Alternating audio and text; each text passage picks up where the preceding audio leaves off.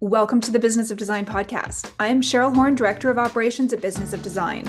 In this episode, I'm talking with Elle Kwan. She was on the podcast not too long ago talking with Kimberly, and her and I connected after that interview to talk about Kimberly's design website. She had some suggestions for how we could improve it, and we actually ended up building a whole new site. And what made the decision for me to work with Elle was her process. I found it very familiar. It was very much like the BOD 15. It wasn't 15 steps, it was a lot more condensed, but it was just as concise. I knew exactly what the next 6 weeks was going to look like, broken down into phases.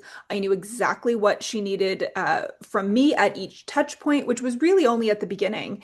And I was very impressed with her process and wanted to have her back. So, in this episode, we're going to talk about the strategy behind the site that we did for Kimberly, how you can apply some of those changes to your own existing website. And for those who are currently working on their website and doing more of a DIY, some of the things that you can implement immediately. At the end of the episode, I also ask Elle about her website Wednesdays. I receive Elle's newsletter weekly, and it's always full of good advice that you can implement on your website. So I encourage you to sign up. But she also does webinars on the first Wednesday of every month. Recordings are available if you're not able to join live.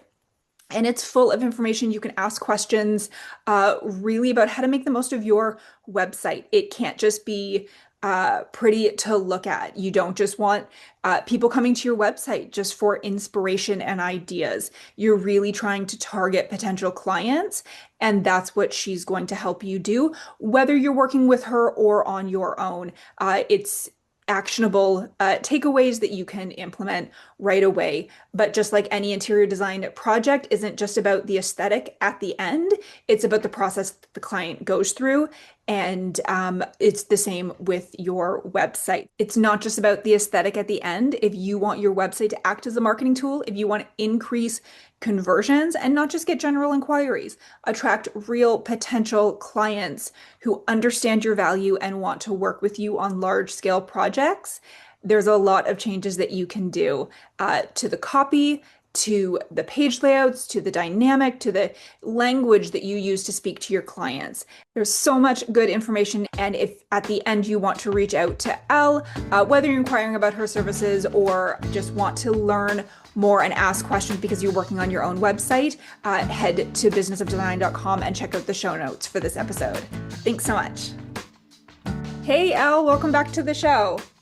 Hi, thank you for having me back. That Yeah, time's gone in a flash. yeah, you were on not too long ago.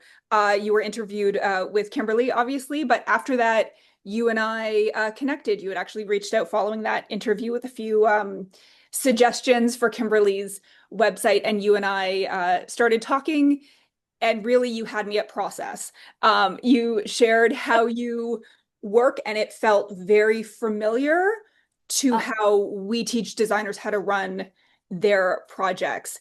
So how about we start, just tell everybody a little bit about what you do and how it came to be that you were doing design for or web design for interior designers. yeah, sure. Well, I did start off as a magazine writer, so I feel like I had that in common a bit with Kimberly. Like she's got that kind of writerly kind In of background, background as yeah. well, having been an editor. And so that was my start too. When I had children, I moved to a non-profit and started doing their online content. I soon learned how quickly content becomes kind of sales because we were selling certifications, we were selling group classes, all kinds of things. I learned the power of an opt-in, to get people on email lists.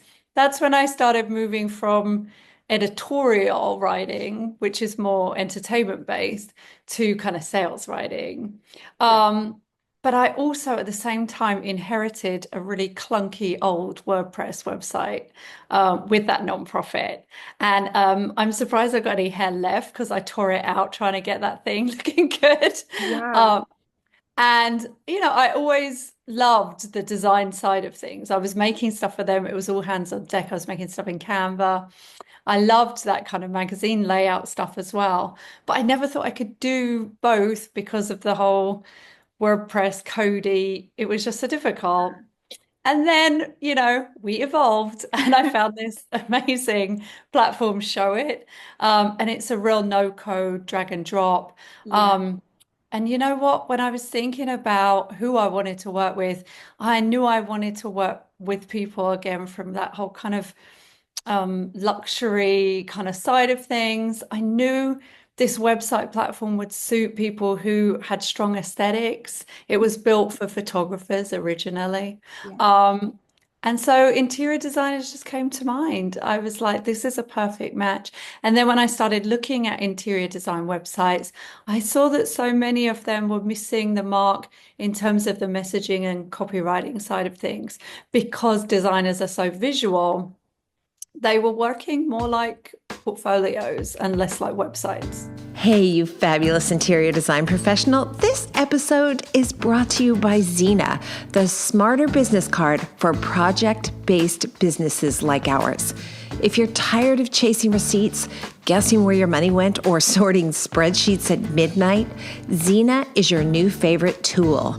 With Xena, every purchase or business expense is automatically tracked by project, budgets update in real time, and reconciliation, it's done for you. It even integrates seamlessly with QuickBooks, so you can finally ditch the admin stress and focus on what actually grows your business. And the best part, you can sign up for free without even putting down your credit card, so you can try it with zero commitment. Head to Xena.com, that is Zena.com, to sign up and activate your Xena card in minutes. They were working more like portfolios and less like websites. Yeah, I know. When I started with Kimberly in 2007, her website was Dreamweaver. Are you familiar with that? Where it was like, yeah, totally different, almost like a Photoshop program, desktop based, and then you're uploading and move to WordPress from there, Squarespace from there, which I think is a pretty common one right now. Very templated, but user friendly. But going back to what you said about the aesthetic, I think for most designers, whether you're hiring somebody to do your website or it's DIY, that's the focus.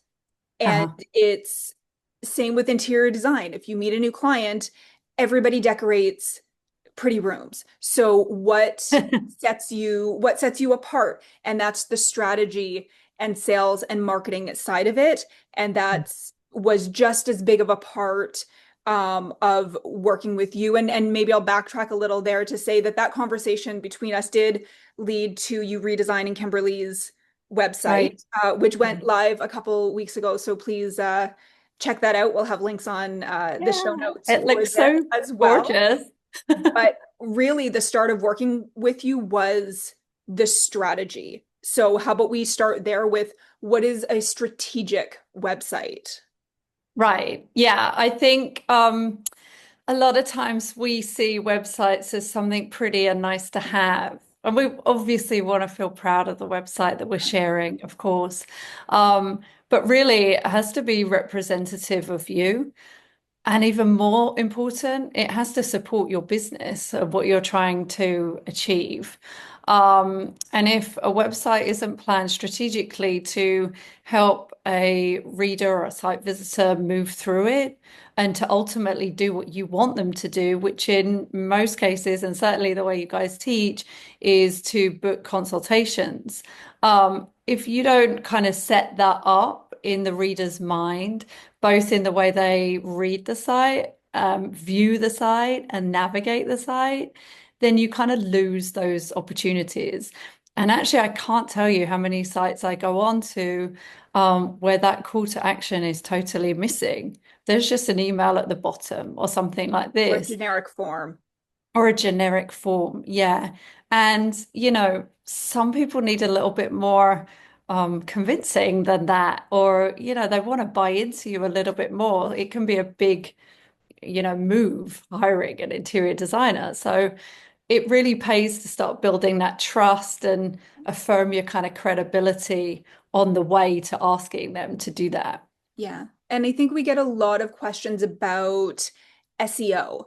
Everyone thinks about their website in terms of how Google finds it and Google ranks it, with the idea that they're going to get inquiries based on general searches versus also building a website for those potential clients who have been referred to you, who have heard your name, found you out somewhere else, and are deliberately coming to your website to learn about you. And your website needs to speak with them as well. So a big part of your sort of kickstart strategy, you actually interviewed several, I think there was 5 or 6 different clients of Yeah. Kimberly's. So can you talk about how that's your process as a web designer, but also for those designers who are working on their websites themselves or have somebody in-house doing it, some of those key questions that they should be asking their clients to get the information they need to speak to them through their website? Yeah, sure. Um, just to address the SEO thing first, Sure. um, for interior design, it's a tricky one, SEO, because you're so right. Mostly it's a referrals business. Yeah. So the SEO that you can gain is actually quite small. And even for Kimberly, that's very well known in her field, we're really looking at her location as being Toronto rather than anywhere else. She serves other areas, but there's not actually a lot of search term. So you're so right, actually, that if you can think of your website as more of a confirmation or a calling card, like, you see a billboard and then you think that looks interesting. And then you drive and you go visit the store and you meet the store person and you see the products and then you buy the thing. That's what your website is. It's your shop after someone's been introduced in a broader way. So, the reason I love to interview past clients or at least comb through testimonials and things like that is for a few reasons. It's really good to get their whole experience, where they were when they chose you, why they decided to choose you among other people that they might have considered, and also, how they felt about the end result. So, those are my real key questions. It's what were you doing or what were you looking for when you hired me? What did you want to achieve and why did you think I could do it? And how would you describe the result? And that also gives some great language for then you to use on the website. And I know like we came up with this with something that we use on Kimberly's site, actually. I started off with, I think it was love where you live. Yeah. And previously it had been something about we design for exceptional people. And Kimberly loved that line. And, it's a great line. It's a great line. But I said, no one I spoke to described themselves as exceptional. They are exceptional, Yeah. but they don't describe themselves as that. And she asked me, well, what did they say? They wanted places that felt meaningful for them. They loved Kimberly because of who she was in terms of her design style, but also because she's humble and down to earth and she was straight down the line with her process. These are all things that you kind of know that you attract that, but hearing someone else say it really confirms it. And Yeah. then you can use that on the website. And we used a lot of stuff that people told me on the website, both to strategize what went on, but also actually some of their words are on there too. Yeah. And I know one of the points that you and I sort of went back and forth with was that to Kimberly and I, and so many members of Business of Design do use the BOD 15 on their website. It's all client facing language, but they want to explain their process. And one of the things that we described it more in phases. So the consultation, the design development, and then project management or build to sort of shorten that. And that was sort of the 3 phases that stood out to us. But we sort of went back and forth because from the client perspective, sort of that final phase, what stood out to them was the big reveal. So wow, Yeah. to us, that's like such a small piece of the puzzle when you're looking at the whole project. To the client, the big reveal in that experience, that's what they want to see on the website. And that's what we ended up Yeah. including because it was from the client perspective and speaking to them. Absolutely. Like everyone I spoke to, I was like, what was it like seeing your play? And they described this reveal day. And it feels like it's from TV, right? It feels like the big moment that you see on TV is happening in your life. And also, seeing your home remodeled and redesigned, blows it out of the water for Yeah. most people. And so it becomes really memorable. But what that also does by including that is paint that for anyone else that hasn't gone through it yet. It paints that picture for them too. And yeah, you and I did go back and forth on that. I mean, I think we're pretty aligned on the BOD 15, Yeah. is great, but it's Yeah. big and it can be And yeah, overpowering. and once explained, I completely understand your reasoning behind that. And you're the expert and you have to stand behind that exact same thing that we tell designers. If there's this key Right. piece of the puzzle that you really want the clients, there's other places that you can compromise, but this is really important and here's why. And that's just not the perspective that we brought to the table. Another small example. Now we have a page on Kimberly's site directing to business of design. So others, this won't apply to a lot of listeners, but something as small as we have within membership business of design programs. Well, designers aren't searching for interior design program. They do interior design courses. That's in terms of Yeah. SEO, that's the term that they search. So that's the word that we used. So how do you find for anyone doing this themselves, sort of the balance between keywords if you're doing your own sort of random Mm, searches to see what brings you up in Google versus client facing language? Where is mm, that balance and what should the, I guess, priority be? mm. I think the interesting thing about that is you want to please the people visiting your site, but you also need to please the machines who are combing your Yeah. site. Um, and so, yeah, we thought about that a little bit because if you think about people tapping into Google interior design courses, it actually could be that they're looking to train in interior design. But I said to you at the time, it doesn't matter if they see this page now, because if they train in interior design and then come up with the business issues that a lot of us come up with when we Right. start our own business, they'll remember this and think, oh, let's check that out. But also, it could be that they just don't use the word program. It's not familiar for them, or, who knows? Maybe they call it something different in Australia. They call it courses in Australia, and you get Right. people Googling from there. So you're really looking for the data to kind of lead you sometimes. And I think if it makes sense, use the data because it gives you that added kind of leg up, basically. Yeah. If it doesn't make sense, like we could never put, I don't know, cookery programs on there because Right. no one's searching that. It doesn't, Yeah. even if you have the biggest search, if they land on your site and go, this has nothing to do with what I'm looking for, they'll just click off it. So it has to make sense for them. You have to think, well, will this still be interesting for someone that lands here? Will it still help them? And that would. So I think then you want to, stand out for that, really. Does that Yeah. make sense? Yeah, for sure. And I think for a lot of interior design, I mean, some designers will blog and have other content if they have like an e-shop, things like that. But for the most part, a lot of interior design sites are static. They're built and Yeah, they just sit there. And I talk to a lot of designers who are like, "Oh, I only get 300 people to my website." Well, do you need 300 clients?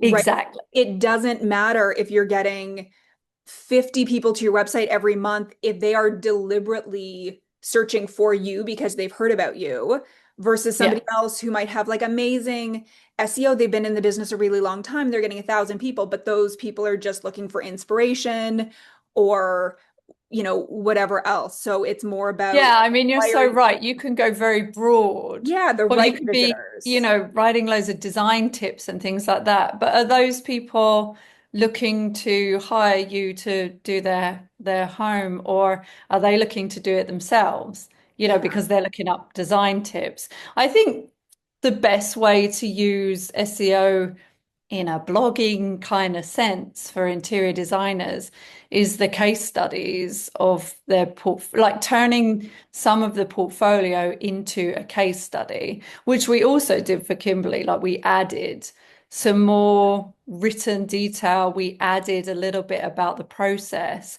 but you could go into that even more. And that again comes back to if you're collecting good client feedback, and you ask them the three questions that I asked before, what were they looking for? Why did they choose you? How did you deliver? Then you have your case study format right there.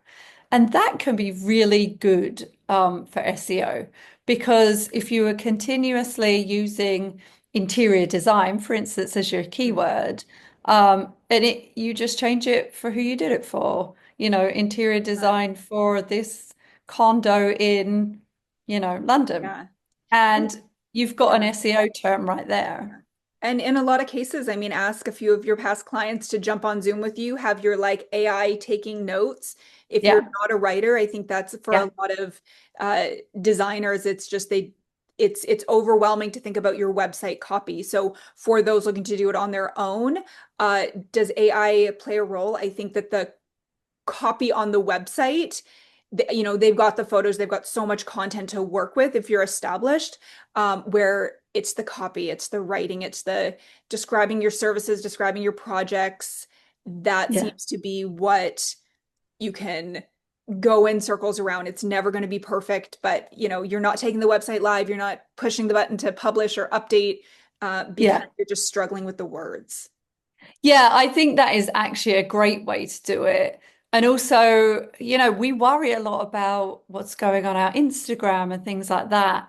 And those captions can end up being quite long form as well. Yeah. So if you're smart about it, it's great. If you interview your client, you get the AI to take the notes, you put that on your blog Yeah. or, You just your spin it. Yeah. website, and then you use it on your social media as well.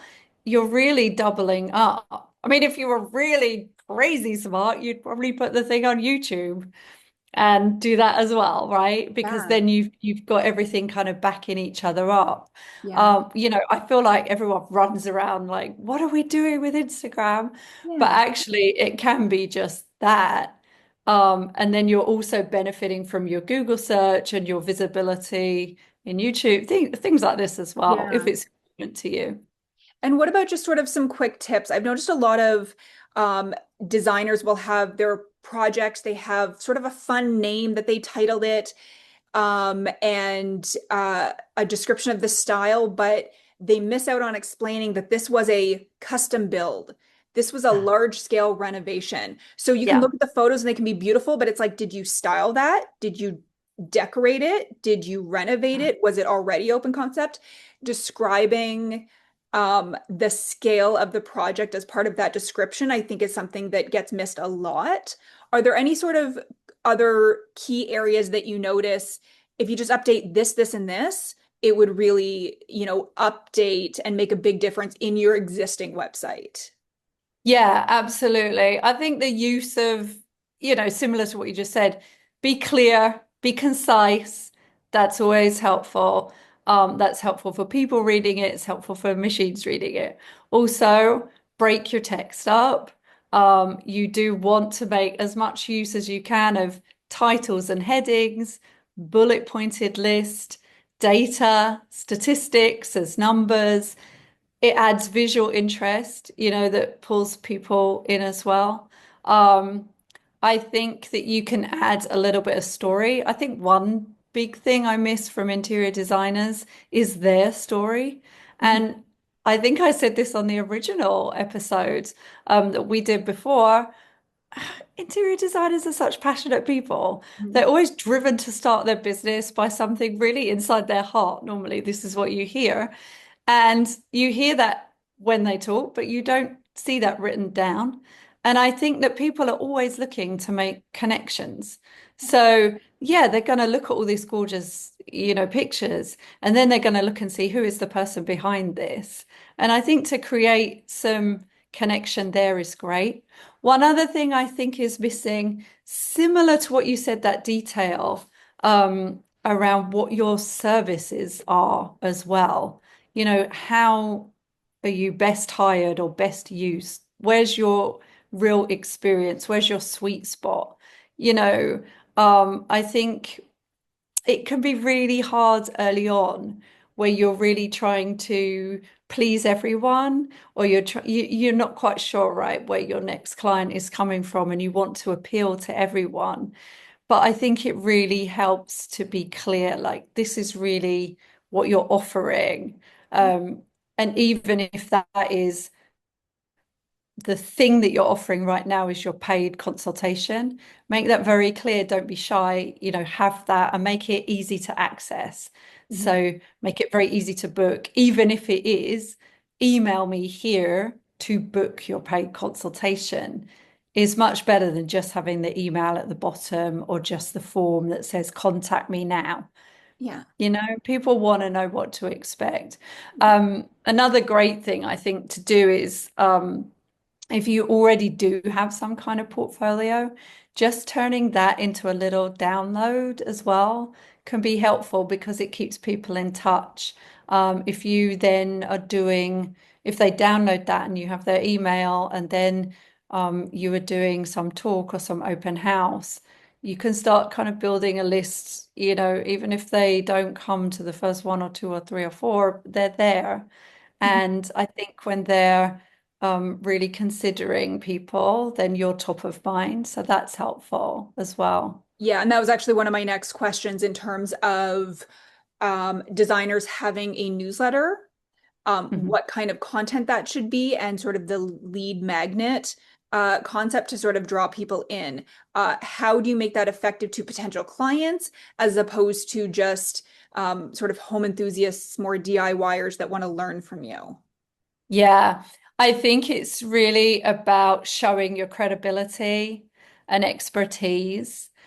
So this is why my favorite, like opt-in, people worry and puzzle about this, but I think the clearest thing that you can offer is a taste of what you do. And actually, often that is almost a mini version of your website. It's just that people view it differently as a PDF. But I would put on there, your case studies, the projects you're most proud of. I would again say, why you're so proud of them. I would be clear, as you mentioned, about what the job was and what your contribution was. Mhm. I would list the service, or, always invite them to this paid consultation. And I would just write something about your credibility, because I think when they've got that in front of them, it can be very affirming. Mhm. And same for your newsletter. I think it's fine to maybe have a little hint and a trick here and there, Mhm. but I really think it's basically about showing your expertise mostly. So it works really well if you've completed something and can say, I did this and this is how I did it. Yeah, probably Does that referring make back sense? to sort of using your projects as a case study.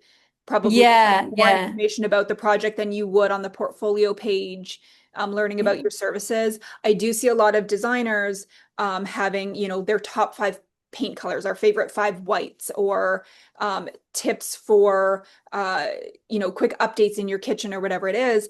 And then it's like, oh, I'm getting more traffic or I'm getting more followers and things like that. But it's if the top saved piece of content or shared piece of content is your five favorite, white paints from Benjamin Moore, are those potential clients going to hire you? Are they exactly. forwarding that to somebody who's likely to use your service or go buy the paint and do it themselves? So really being Exactly. careful about those topics. Yeah, I think one way to kind of do that is, like this trend is in and this is how I would do things. Yeah. Works a bit better than here's the ones I like. Yeah. This kind of thing. I think always kind of referring back to you and bringing it back to your expertise.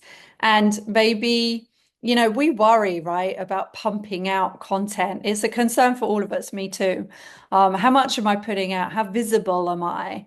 But I think, actually you can scale it back a lot if you make your key pieces of content really hit.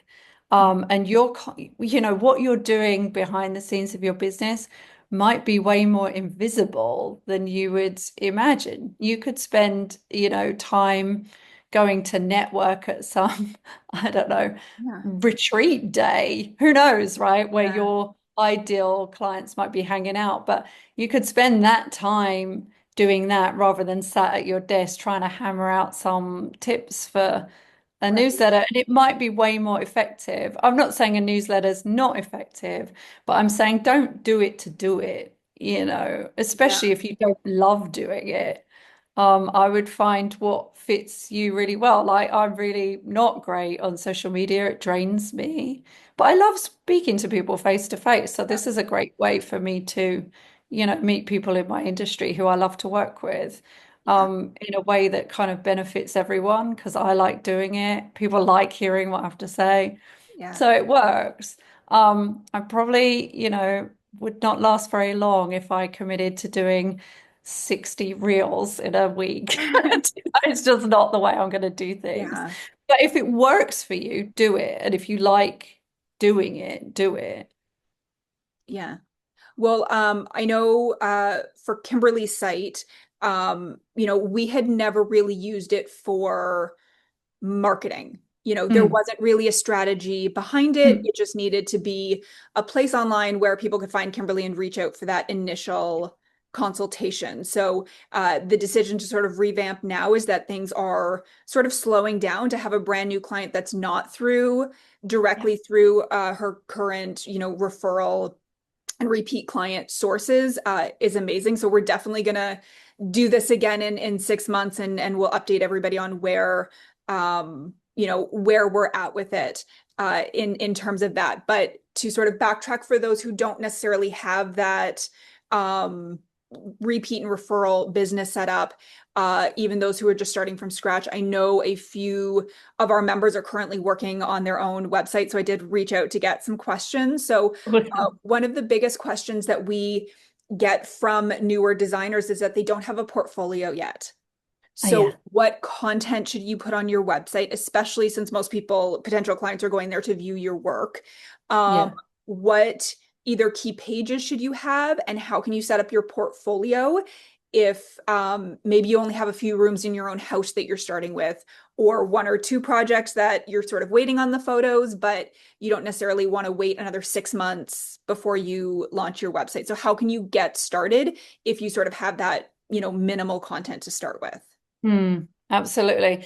Yeah, I would definitely think about what services you're going to be offering. Think about who you want to be targeting to work with, and think about how to talk to them. And I think make the website aspirational. It's what you want to achieve in the next 3 years, let's say, as well. I don't think it's terrible to mix in some stock photography as long as you're not saying, I did this when you didn't. So you could use the stock photography and even the fonts actually to create the kind of vibe that you want to create. And I would just talk about a bit more about you, about how you work, how are you different from other people, or at least in your mind, how do you want to be Mm. if you haven't, figured that out yet? But start putting that in motion. I think that's kind of like manifesting what you want to come true, Yeah, really, right? It's like you got to be that person in order to make it happen. And yeah, a website's a great way to do it. So yeah, I would just start off with a real kind of nice hero section. The hero is the bit everyone sees up top, first of all. I would just start off with that and really say who you are, why you do it, and how you help. It's good to have kind of a benefit in there. yeah. I I think would also say, if you're also when you're saying stock photos, but even probably lifestyle shots, maybe of yeah. the designer themselves, if business is going to be brand new and not necessarily from repeat and referral, who can where people can speak to who you are, having your initial site a lifestyle photo shoot versus a project photo shoot is something you can sort of turn out a little bit Yeah, quicker and really definitely. have it be a get to know me kind of. Yeah, that is exactly what I would do because I Yeah. think that is what people want. And if you have, some vignettes from your house, if you have certain rooms from your house, instead of putting it in just a portfolio, make it more descriptive. This is how Yeah. we did this and this and this. At that point as well, you might want to be attracting these similar projects for other people. So it doesn't have to be huge and grand Yeah. straight away, right? Because you're probably cutting your teeth as well, aiming to build your own client base. I think it's just that. It's like, yeah, do the room that you're proud of, and then talk about how you considered, what you considered, the choices that you made, Mhm. and the results. And I think actually two or three of them can be really helpful. People just want to know that you know what you're talking about, Yeah. basically. And then always be inviting, invite them to get in touch, invite them to have a call, or whatever your next step is in your process. Yeah. Make sure that's on there. Yeah. And what are some of the key, maybe you can mention a few different platforms that and sort of pros and cons of Yeah. each of them. I know that you built our website on Show It, and one of the and we were on Squarespace previously, which personally I find very user friendly, but it's also templated. It's very basic. Whereas one of the again, it was your process, which is what made us move forward. But when aesthetically, when you asked what I liked about your sites versus what ours currently was, um, without being an expert in it, my language was just that I felt ours was very flat in comparison. Your Mm. sites had a lot of movement and texture, and everything wasn't necessarily lined up. It was more, like it was just Fluid. layered. It Yeah. was very layered. Um, Yeah. so in terms of some of the various platforms that are directed sort of for the DIYers, but could elevate them if they want to later on have somebody come in and update. What are Mhm. sort of some of the options? And the member asking this was currently using Wix on her own. I actually quite like Wix. Okay. I was surprised actually. I just helped someone out with a Wix site, and I was surprised by how intuitive it was. I think some of the designs on there are really nice, Okay. and I personally now would favor that over Squarespace or Okay. WordPress. Yeah. Um, I find that WordPress now is a bit dated and difficult to use It's in the comparison to the updates. others. It's the Yeah, updates. there's a Every lot of updates. functionality needs a different plugin. When we Yeah, made the switch from WordPress to Squarespace, that was the main reason behind that. I don't want to update it because at the time, it's a fairly static site. We don't do blog posts and that sort of yeah, thing. Our content is all for business of design. So right. Yeah. moving to a platform where you're not constantly updating the platform and Oh, updating each yeah. plugin and making sure there's no conflicts is huge. Right, totally. And, often they're gate kept by someone and you don't know what's going on the back end of those. It's a bit of a nightmare. I do like Squarespace for its ease of use, but as designers, like my first website that I built for myself was on Yeah. Squarespace, and I just found it restrictive, in what I wanted the look and feel of it to be. So what I would say is that if you are going for Squarespace, choose a template that is similar to your aesthetic, obviously, but also kind of matches the functionality. So you want that home page, you want that about page to be looking good. You want it to have some kind of gallery or portfolio page if you're going to be utilizing that in your end design. Um, and they're quite hard to find, I think, on Squarespace.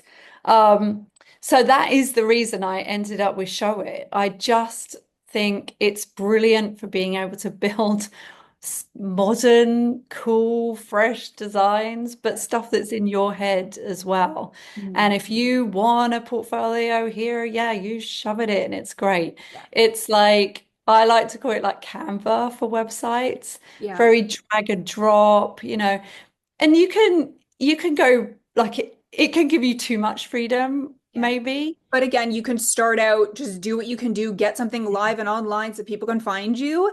And then Yeah. when you're ready and you have that next big project and you're ready to outsource your website, there's room to grow it. Yeah. And I will say as well for Show It, they have great support. Like they answer in a few hours and they answer really Yes. personally. And if you say, I remember there was one time I was putting in a video for you guys and it just wouldn't go in right. And I didn't know why. Yeah. And I just told them, like, I don't know. And she went in there and did it for me. And Yeah. I was like, brilliant. Like, I don't know another customer service like that with, No. And that's um, something we emphasize no matter what, whether it's your web platform, whether it's a project management software, test out support as before you get all of your information out there post sale, because sometimes the customer service leading up to a sale, like have you ever called for like internet service? If you say that you're an existing customer, how long you sit on hold versus saying I'm a new customer. Like your length of uh-huh. time on hold is actually different. So test that out because customer service is part of what you're paying for. So make sure Yeah. that even once you're a customer, it's just as good as the first impression was. Yeah, absolutely. And they are. I use them all the time. They're Yeah. great. I love them. Yeah, they're really helpful. And if they can't answer, they will also say, we're passing this up. Yeah. Like you're gonna get an We're answer. gonna get And back they to you. do. They deliver. Yeah. So I love them for that too.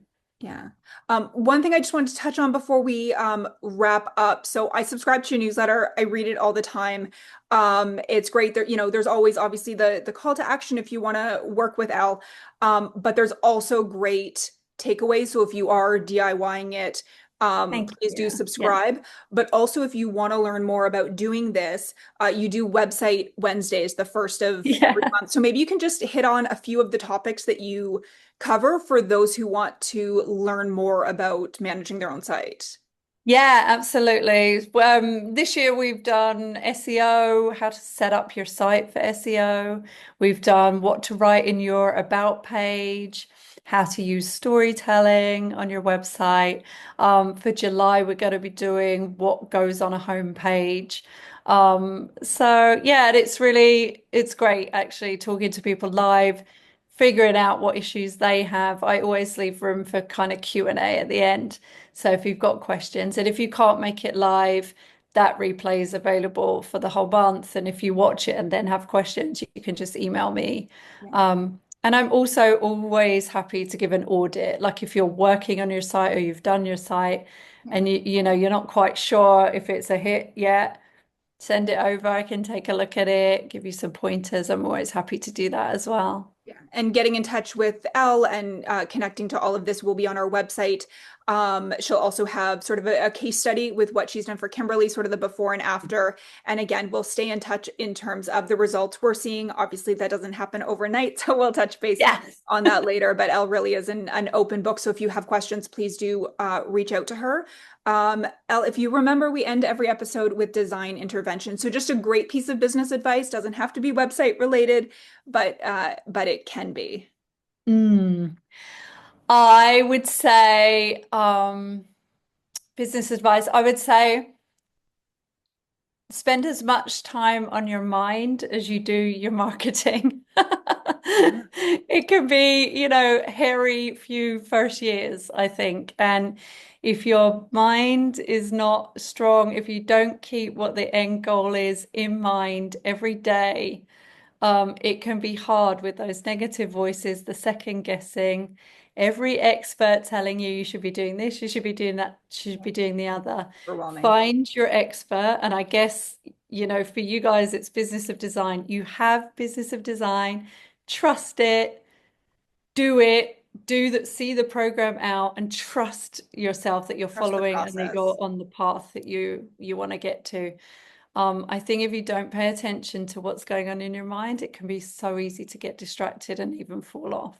Yeah, and just find what works for you. Yeah, I know for so yeah, many it feels like a waste of time spending an hour at the beginning of the week to make a to-do list for the week or something like that. That's an hour that could have been billable time. But if that helps organize the rest of your week and keep yeah. you on track and focused, then it's absolutely worth that time and makes your other time more productive. Yeah, totally. Yeah, I think you get sold that you do have to be doing all the things all the time. You're like putting stuff in the dishwasher, wondering like, well, should I be doing something more worthwhile? It's fine. I think you have to trust in yourself, and that trust comes from really knowing what you're going for, having that defined goal and really keeping it in mind. Yeah, You can do absolutely. it. Yeah. Well, thank you so much. I hope that our members do reach out, join you for these webinars. I think they're, based on the newsletter, they're going to be really helpful, especially for those looking to get started on their Yeah. own. It's been a pleasure working with you. We will have you back on the show again. And next time we can touch on some of the questions that our members do reach out to you about, Yeah, and absolutely. get That those would be answered great. for everyone. Yeah. And thank you for, trusting me with Kimberly's site. It was an absolute honor to work with such an expert, It was wonderful putting that stuff together. And I really think it's a great showcase of her as a designer, her as a person. Yeah. It's really full of her personality. And So it yeah. really speaks to her clients now. So we're looking forward to the next round. Awesome. Thank you so much. Thank you.